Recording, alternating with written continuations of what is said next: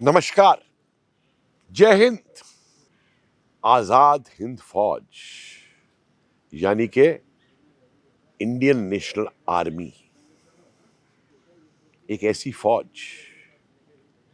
एक ऐसी अकेली सेना जिसने कभी मित्र राष्ट्रों की सेनाओं के आगे आत्मसमर्पण नहीं किया,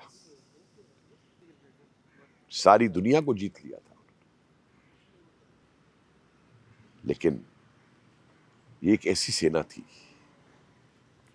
जिसका वो आत्मसमर्पण तक ना करा पाए। नेताजी सुभाष चंद्र बोस के आखिरी ऑर्डर थे, we disband to meet again. हम बिखर रहे हैं दोबारा एक होने के लिए। एक ऐसी फौज जिसके बारे में खुद अंग्रेजी इतिहासकारों ने लिखा है कि जो फौज हार के भी जीत गई। अगर अंग्रेज भारत से भागे तो आजाद हिंद फौज की डर की वजह से भागे। लेकिन अफसोस कि हमारे इन आजाद हिंद फौज के वीरों को 47 के बाद 1973 तक स्वतंत्रता सैनिक घोषित नहीं किया गया। क्या डर था नेहरू को इनका कि इन्हें स्वतंत्रता सैनिक तक नहीं घोषित किया गया। जब इंदिरा गांधी ने पेंशन देने की बात की स्वतंत्रता सैनिकों को, तो वहां भी एक जुमला लगा दिया गया था कि जो कम से कम 6 महीने तक जेल में रहे। अब हर आजाद हिंद फौज का सैनिक तो जेल में नहीं रहा था। तब जाके फिर संसद के अंदर हल्ला मचा और तब इसको हटाया गया और तब जाके इनको स्वतंत्रता सेनानी का दर्जा मिला। एक ऐसी सेना जिसके सिपाहियों और अफसरों को नेहरू ने भारत की सेना में लेने से इंकार कर दिया। 48 में जब पाकिस्तान से युद्ध चल रहा था तो भारत के चीफ मिनिस्टर नेहरू को लिखते हैं कि आजाद हिंद सेना को वापस बुला लो, उन्हें युद्ध का अभ्यास है, अनुभव है। और नेहरू क्या जवाब देते हैं अपने पत्र में? इनको होमगार्ड बना दो या इन्हें रेलवे फोर्स में भर्ती कर दो। और यही नहीं रुकते नेहरू, कहते हैं होमगार्ड भी बनाओगे तो एक ही यूनिट में इन सबको मत रखना। किस बात का डर था?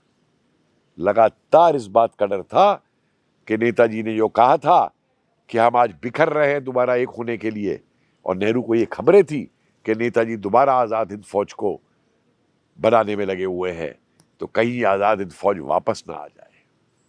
एक एक करके इसके बड़े अधिकारी जो थे उनको नेहरू ने विदेशों में पोस्ट कर दिया, चाहे वो आबिद हुसैन रहे हों या कर्नल महबूब रहे हों या सहाय रहे हों। एक ऐसी सेना जिसका इतना भय था कि माउंटबेटन ने सिंगापुर में जो स्मारक बनवाया गया था आजाद हिंद सैनिकों के शहीद जो हुए थे उनकी यादगार में, माउंटबेटन ने उस स्मारक तक को जो है बारूद से उड़वा दिया था। जबकि आज तक भारत दुनिया के इतिहास में हर सैनिक दूसरी सेना की इतनी इज्जत जरूर करता है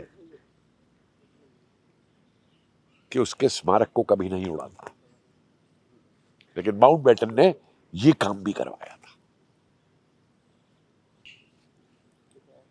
कैसे बनी ये सेना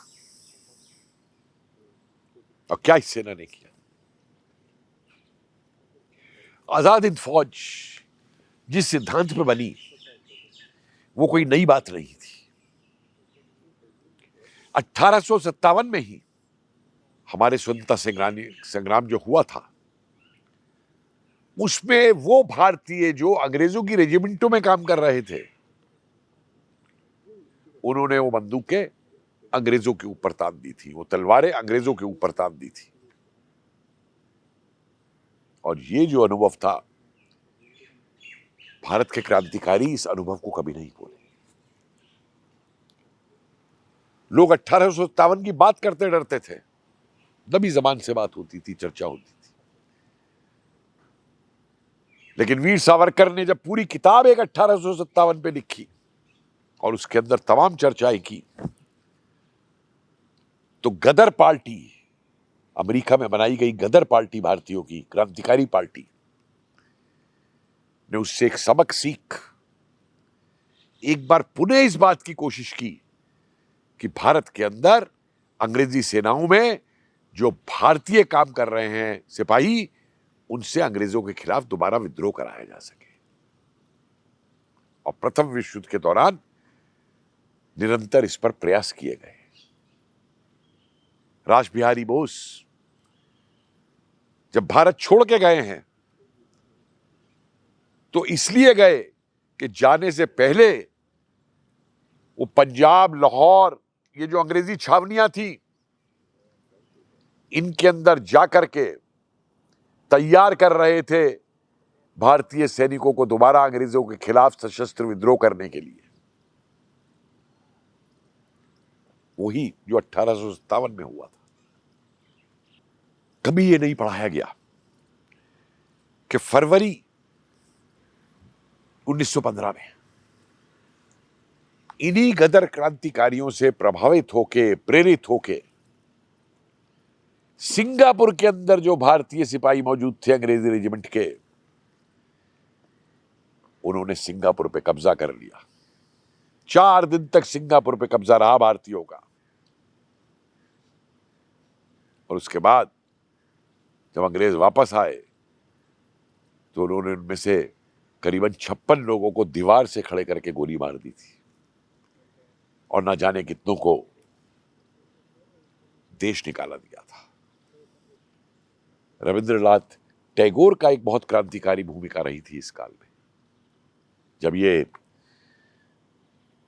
मुकदमा चल रहा था गदर पार्टी के लोगों को के ऊपर अमेरिका में, तो एक गदर पार्टी के सरदार जी ने मुखबरी कर दी। तो कोर्ट के अंदर एक दूसरे सरदार जी क्रांतिकारी ने उस गद्दार को गोली से मार दिया था और उन सरदार जी को, फिर क्रांतिकारी सरदार जी जो थे, उनको अमेरिकी पुलिस ने गोली से मार दिया था।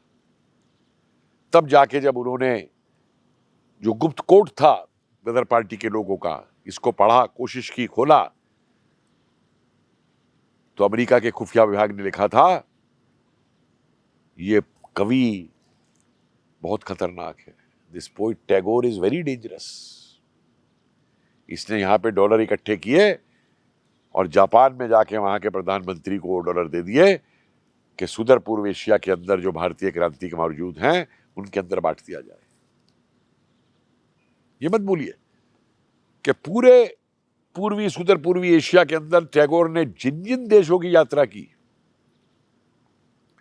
उन सब देशों में इंडियन इंडिपेंडेंस लीग बनी, आईएनए बनी, वो सब भारत की अब आजाद हिंद सरकार जो नेताजी ने बनाई उसके अधीन रहे। इन सब से सबक लेते हुए नेताजी ने खुद 1928 का जब कलकत्ता अधिवेशन किया था तो वहां पे 2000 वॉलंटियर बनाए थे, जिनकी वेशभूषा बिल्कुल, ड्रेस उनकी जो थी वो यूनिफॉर्म आर्मी की थी। और उनसे जब ये पूछा गया कि आप क्या ये सेना बना रहे हैं, तो उन्होंने कहा था नहीं, हम शस्त्र नहीं कर रहे, लेकिन इनकी ट्रेनिंग पूरी आर्मी के तरीके से होगी, क्योंकि वो भारतीयकरण करना चाहते थे भारतीय फौजों का। और उसके बाद जब देश छोड़ के नेताजी गए हैं तो एक सीआईए की रिपोर्ट बताती है, लोगों का तो उस पर ध्यान तक नहीं गया था, कि एम ऑर्गेनाइजेशन के नाम से, एम संगठन के नाम से नेताजी ने तमाम क्रांतिकारियों को एकजुट किया था। बैंकॉक में, टोक्यो में, रंगून में, अफगानिस्तान में, ये सारे क्रांतिकारी एक दूसरे के संपर्क में थे। और ऐसे समय में जब दूसरा विश्व युद्ध प्रारंभ होता है तो नेताजी ने तो तभी मद्रास में थे जब उनको ये खबर मिली थी, तभी कहा था कि भारत को इस युद्ध का पूरा फायदा अपनी आजादी के लिए उठाना चाहिए। और उधर जापान के अंदर रास बिहारी बोस, आनंद मोहन सहाय, राजा महेंद्र प्रताप, कई अन्य भारतीय क्रांतिकारी इंडियन इंडिपेंडेंस लीग के माध्यम से पहले ही ये कार्य करने में लगे हुए थे। और इनकी एक धारणा थी रास बिहारी बोस की कि हम पुनः भारतीय सैनिकों का इस्तेमाल करके भारत को आजाद कराएं। और ऐसे समय में आपको किसी किताब में ये नहीं मिलेगा। 2 व्यक्तियों को जापान से भेजा गया भारत के नेताओं से बात करने के लिए। ये करीबन 1940 के शुरू की बात है। एक ए.के. दत्त के नाम से आए अतुल सेन, नकली नाम रख के, और दूसरी आनंद मोहन साय जी की पत्नी सती साय अपनी दोनों बच्चियों के साथ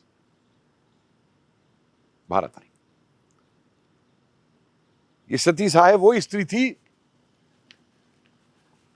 जब ये बच्ची थी तो स्कूल में जब वो गवाया जाता था अंग्रेजी राष्ट्रगान God save the King, God save the King, तो ये गाती थी God shave the King, king की हजामत बना दो भगवान। और जब टीचर डांट लगाती थी तो कहती थी भाई मेरा तो बंगाली हूं, मेरा तो प्रोनाउंसिएशन ही यही है, मेरा तो बोलने का तरीका ही है। कोबे के अंदर जब अंग्रेजी राजकुमार वहां आया तो कई भारतीय उसका सम्मान करना चाहते थे। तो उस दिन सती साय ये जापान के शहर कोबे में बाहर निकल गई और जिन भारतीयों ने अंग्रेजी झंडा लगा रखा था उन झंडों को वहां से उतार के लाके चौराहे पे जला दिया। और अंग्रेजी राजदूत ने जापान की सरकार से कहा कि इसके खिलाफ कार्रवाई करो। तो जापानियों ने यह जवाब दिया था, हम राष्ट्रवादियों के खिलाफ कार्रवाई नहीं करते। एक बड़ा लंबा इतिहास है जापान और जर्मनी का भारत को समर्थन देने का। ये केवल हिटलर की वजह से या मुसोलिनी की वजह से नहीं हुआ ये समर्थन। रास बिहारी बोस को जापान ने शरण दी थी। 4 साल तक तो भूमिगत रहे थे। वहां की सोसाइटी ब्लैक ड्रैगन गुप्त संस्था जिन्होंने सहयोग दिया था। तो अब देखिए क्या होता है। ये सेन साहब ए.के. दत्त का नाम रख करके आते हैं और ये भारत में 3 नेताओं से मिलते हैं। राजेंद्र प्रसाद जी पे जाते हैं। वो कहते हैं भाई मैं तो इन चीजों को देखता नहीं हूं, तुम मौलाना आजाद से बात करो या नेहरू से बात करो। तो उसके बाद ये नेहरू के पास जाते हैं और नेहरू को जाके ये योजना बताई जाती है कि कैसे हम जापान की मदद लेके और भारतीय सैनिकों से सेना बनाए जा सकते हैं। तो नेहरू इस पे आग बबूला उठते हैं, कहते हैं what is all this nonsense, साहे इज अप टू। क्या बकवास में साहे लगा हुआ है? क्या हम इन फांसीवादियों से, मिलिट्री वालों से मिलकर के अपने देश की आजादी कराएंगे? यहां से बाहर निकल जाओ। कुछ कागज है, उनको फाड़ दिए और ए.के. दत्त को बाहर निकाल दिया। वही ए.के. दत्त फिर मौलाना आजाद से मिलने जाता है और मौलाना आजाद, अच्छा तो तुम अंग्रेजों के वो हो गुप्तचर विभाग से, हमें टोने आए हो कि हमारी क्या प्लान हो रही है, हम क्या कर रहे हैं? मैं बहुत अच्छी तरह जानता हूं तुम सबको। और जब उन्होंने आश्वस्त किया और वो कागज दिखाए जिस पे रास बिहारी बोस जी के दस्तखत थे,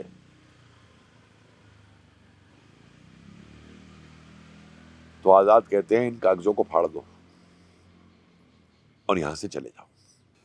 इसी बीच सती साहिब भी भारत में थी, लेकिन भारत आने से पहले करीबन 1 महीने तक पति पत्नी आनंद मोहन साय और सती साय ये जोर जोर से अपने घर में रात को लड़ा करते थे। क्यों? कि पड़ोसियों में ये आवाज चली जाए, पड़ोसी समझे कि इन मियां बीबी की बनती नहीं है, इनमें डाइवोर्स होने वाला है, तो सती साय के भारत जाने में कोई दिक्कत ना हो, अंग्रेज कोई दिक्कत ना करे। क्योंकि आनंद मोहन साय के पीछे तो अंग्रेज पड़े रहते थे। सती साय अपनी दोनों बेटियों के साथ आती है, कोशिश करती है नेताजी से मिलने की, और अंततः उनके एल्गिन रोड वाले घर पे उनकी एक रिश्तेदार बेला मित्रा जी, इन्होंने खुद जाके आगे एक बड़ा क्रांतिकारी रोल निभाया, बेला मित्रा जी के साथ जाके नेताजी से मिलती है। नेताजी को पूरी स्कीम बताई जाती है और नेताजी उस पर हामी भरते हैं। और ये बात सती साय उस समय ए.के. दत्त को भी भारत में बता देती है। जापान जाके वो भी ये बात वापस बताता है रासबिहारी बोस जी को, और सती साय भी वापस जाके बताती है। तब जापानियों से वार्तालाप प्रारंभ होता है कि जो भी भारतीय सैनिक वो गिरफ्तार कर रहे हैं उनकी सेना बनाई जाए, उस पर विचार विमर्श शुरू होता है। और शुरू में ये माना जाता है कि राजा महेंद्र प्रताप, एक पुराने क्रांतिकारी भारत के, जिन्होंने अफगान के अंदर भी एक सरकार बनाई थी, हालांकि वो चल नहीं पाई थी, व्यवहारिक नहीं हो पाई थी, कि उनका उसका अध्यक्ष बनाया जाएगा। लेकिन वो अपने एक रेडियो वक्तव्य में इस संदर्भ में कुछ बातें बोल देते हैं। तो ये होता है कि भाई ये तो गुप्त नहीं रख पाए बात को, तो जापानी फिर उन पर विश्वास नहीं करते। ऐसे समय में कैप्टन फ्यूजीवारा एक जापानी अफसर है, बाद में वो हिकारी कीकन बनता है कि संगठन बना, उसको एक कार्य सौंपा जाता है। तो थाईलैंड आता है, और थाईलैंड के अंदर प्रीतम सिंह नाम के एक पुराने गदर के क्रांतिकारी, और वहीं पर सत्यानंद पुरी भी हैं, रघुनंदन शर्मा भी हैं, इनसे बातचीत होती है।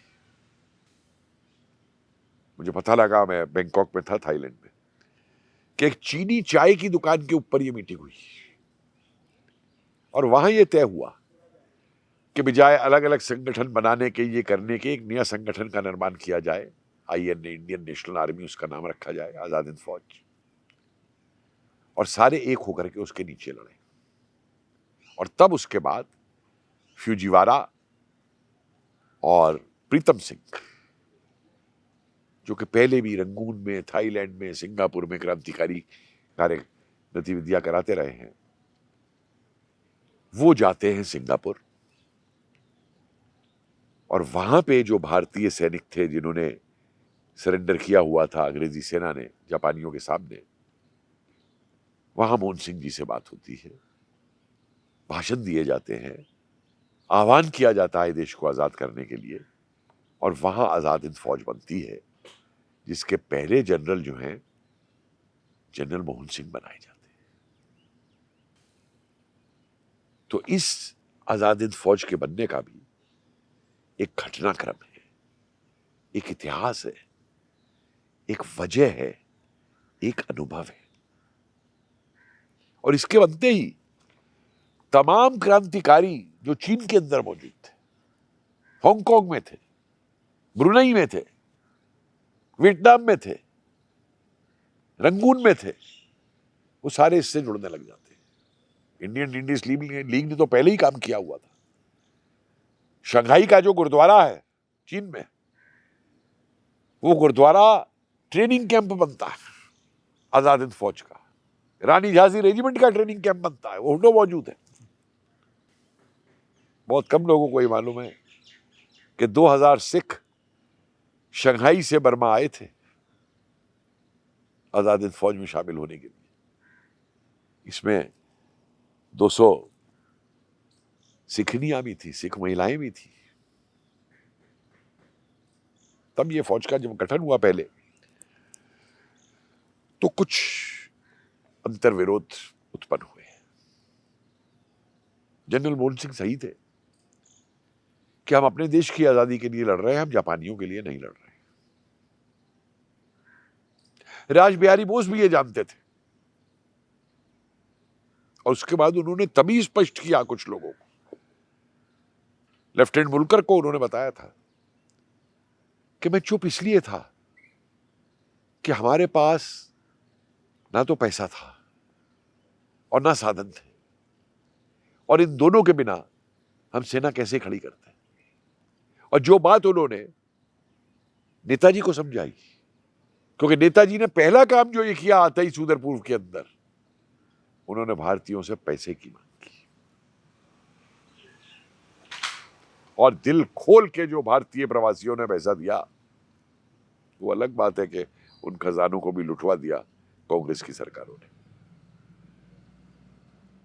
तो एक एक पैसा नेताजी ने जो हिटलर से लिया था उसको वापस किया बैंक ऑफ जापान के थ्रू। जापान बैंक में अपना पैसा जमा कराया, एक एक दवाई, एक एक शस्त्र खरीदने के लिए जापान को पैसा दिया, ताकि हम जापानियों के मोहताज ना हो। तो 6 महीने तक रास बिहारी बोस ने आजाद हिंद फौज को जिंदा रखा, जनरल भोसले को देकर के। और उसके बाद में जर्मनी से सुभाष चंद्र बोस आते हैं। जर्मनी में भी इंडियन लीजन बन चुकी है, भारतीय सिपाही वहाँ जो कई इन्होंने गिरफ्तार करके बंदी बनाए थे जर्मन लोगों ने, उनकी एक फौज खड़ी हो चुकी है वहाँ पे। और नेताजी के साथ कई लोग जर्मनी से सुदरपुर आए, और तब जाके नेताजी ने आजाद हिंद फौज की कमान संभाली। एक राजनीतिक होते हुए वो सेना के कमांडर इन चीफ बने, और जो नेतृत्व उन्होंने भारत की आजाद भारत की सेना को दिया, उस नेतृत्व का तो अंग्रेजी जनरल तक लोहा खा गए। 1 महीने बर्मा के फ्रंट पे रहना, खुद खाइयों के बीच में, सैनिकों के बीच में, बमों और गोलियों की चिंता ना करते हुए युद्ध के मैदान के आसपास उधर घूमना, अपने सैनिकों को प्रोत्साहित करना। माउंट पुप्पा पे तो जनरल शाहनवाज ने कहा था, जब दुश्मन बिल्कुल नजदीक था, कि इस तरफ मत जाइए नेताजी, उनके हवाई जहाज से बम गिर रहे हैं। तो नेताजी ने जवाब दिया था, इंग्लैंड ने अभी कोई ऐसा बम नहीं बनाया है जो मेरे को मार सके। और ये एक फैक्ट है कि लगातार नेताजी की हत्याओं के प्रयास करने के बावजूद भी ये लोग नेताजी की हत्या नहीं कर पाए। तो साथियों, ये है आजाद हिंद फौज के बनने की कहानी। आगे आपको फिर मौका मिलेगा तो आजाद हिंद फौज के युद्ध, उनकी वीरताएं, कैसे नेताजी ने तगमे दिए लोगों को, सरदार हिंद, सरदार भारत, इन सब के, कैसे रानी झांसी रेजिमेंट में आके रानियां शामिल हुई, अपने इतिहास की वो वास्तविकताएं भी आपके सामने रखूंगा। जय हिंद।